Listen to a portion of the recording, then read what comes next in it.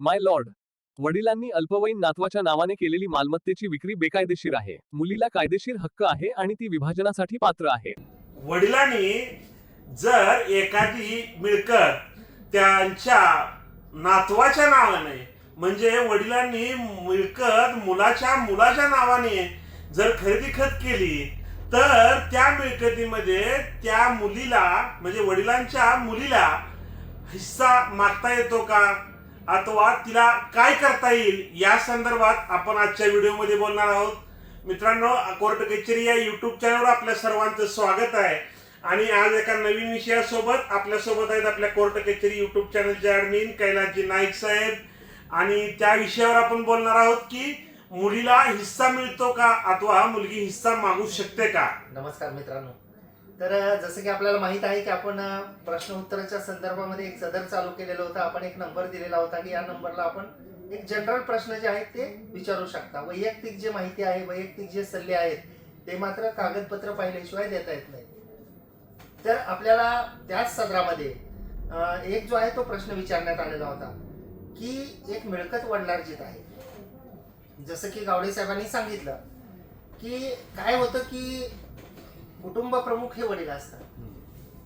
वडिलार्जित जे आहे ती त्यांची मिळकत असते आणि त्यांना एक मुलगा एक मुलगी उदाहरणासाठी आपण घेऊया असते आणि दुर्दैवाने त्या मुलाचा जो आहे तो मृत्यू होतो.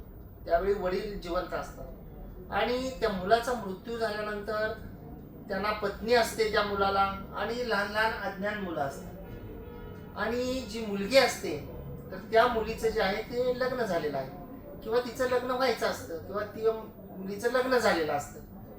तर वडील काय करतात की त्या सुनेसोबतच राहत असतात, त्या लहान मुलांना सांभाळत असतात जे अज्ञान आहेत त्यांना, आणि जी वडिलार्जित मिळकत आलेली आहे ती आपसात प्रेमापोटी वडील जे आहेत ते अज्ञान नातू आहे तर त्या अज्ञान नातवाच्या नावाने अगदी कधी कधी खरेदी खताद्वारे सुद्धा विक्री करून टाकतात.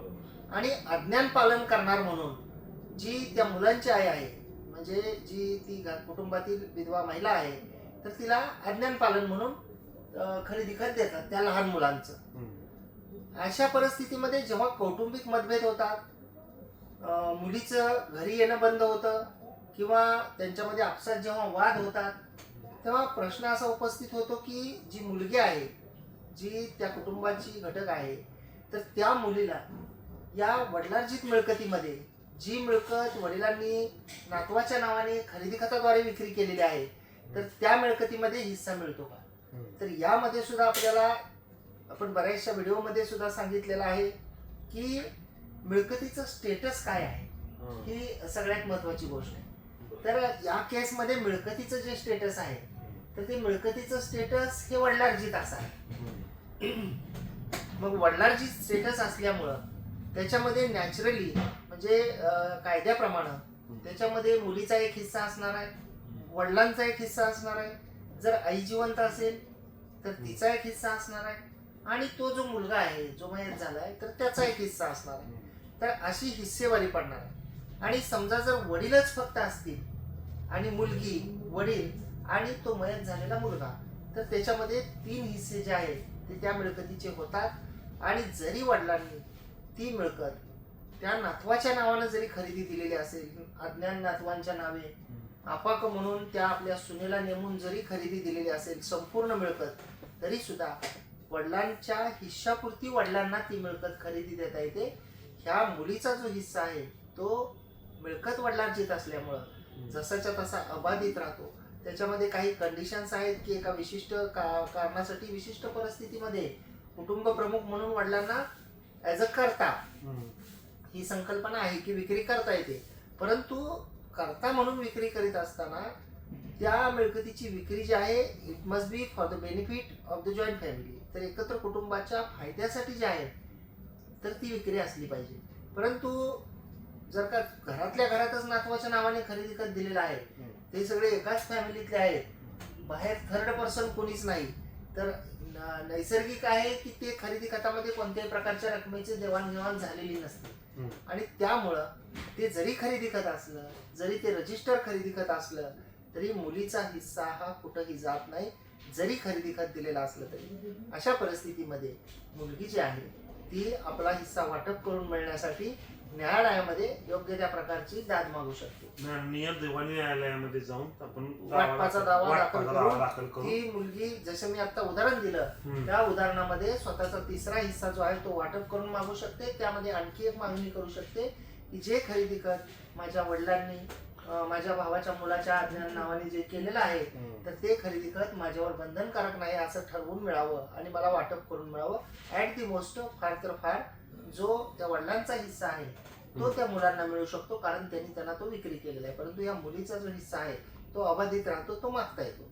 बरोबर. तर मित्रांनो, आपण प्रश्न तुमचे उत्तर आमचे असा एक मध्ये कालांतरामध्ये आपण एक एपिसोड चालू केले होते. त्यामध्ये भाग 1, 2 झाले. आज आपण तिसरा भाग करतोय की प्रश्न तुमचे उत्तर आमचे.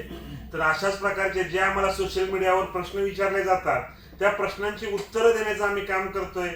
तर या जे आम्ही चालू केलेला एपिसोड आहेत, ह्या जर गोष्टी तुम्हाला आवडत असतील तर हे व्हिडिओ जास्तीत जास्त शेअर करा, लाईक करा. त्यासोबतच नाईक सर नेहमी सांगतात की युट्यूबवरती जर तुम्ही आम्हाला पाहत असाल तर युट्यूबवरती हाईप नावाचं जे बटन आहे त्या हाईप बटनाला तुम्ही क्लिक करा, जेणेकरून तो व्हिडिओ आमचा जास्तीत जास्त लोकांपर्यंत पोहोचल. आणि आम्हाला तुम्ही रिस्पॉन्स दिल्यामुळं व्हिडिओ करण्यात किंवा या कायदेशीर माहिती देण्यात उत्साह वाढेल. यासाठी आमची एक आपणास विनंती होती मित्रांनो. आणि अद्याप जर तुम्ही आमच्या कोर्ट कचेरी या युट्यूब चॅनलला सबस्क्राईब केलं नसेल तर सबस्क्राईब करा. त्यासोबतच कोर्ट कचेरी ऑफिशियल इंस्टाग्राम व कोर्ट कचेरी ऑफिशियल फेसबुक पेजला फॉलो जरूर करा. धन्यवाद.